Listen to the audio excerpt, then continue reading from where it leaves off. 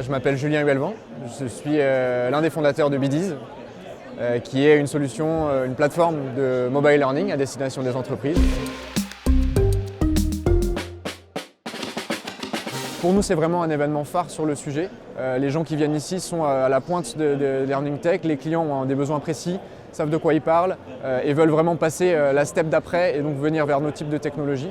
Donc chaque année, on rencontre beaucoup de nouveaux clients, c'est beaucoup de nouvelles histoires et de belles histoires qui commencent, donc c'est essentiel pour nous d'être ici chaque année. Beaucoup de choses font de nous un acteur innovant aujourd'hui. Pour n'en citer que 3, je dirais, c'est d'abord nos formats. Donc on est sur des formats vraiment ultra premium, très pensés pour le mobile learning, engageants, gamifiés, courts, impactants et souvent basés sur des leviers d'apprentissage qu'on vient chercher dans des applications grand public à succès comme Instagram ou Snapchat par exemple. Deuxième axe, je dirais que c'est notre capacité d'intégration. Donc on a des formats qui vont très bien s'intégrer avec les écosystèmes de formation déjà existants dans les grands groupes. Par exemple les LMS, donc on peut construire des parcours sans couture très forts avec les LMS ou bien être utilisé de manière autonome, c'est également possible.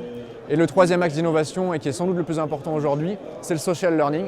Dans l'application, vous avez de nombreux mécanismes de social learning qui permettent d'apprendre ensemble et aux apprenants de partager leurs connaissances directement à partir du terrain.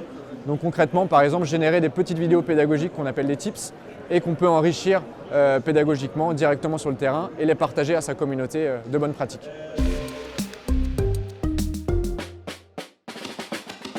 Alors nos enjeux pour les 2030 et les années à venir, d'abord c'est de confirmer notre place de leader sur le marché en tant qu'acteur du mobile learning et du social learning.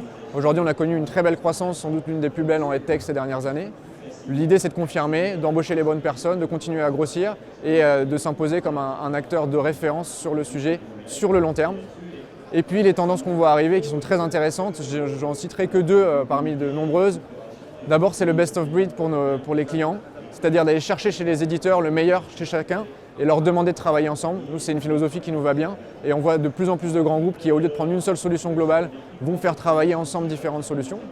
Et le deuxième, je dirais que c'est l'apprentissage participatif, collectif, donc l'idée du social learning, d'apprendre ensemble et ainsi de créer des entreprises où le savoir est au cœur et qui apportent de la souplesse et de l'agilité pour faire évoluer l'entreprise dans le bon sens dans les années qui viennent.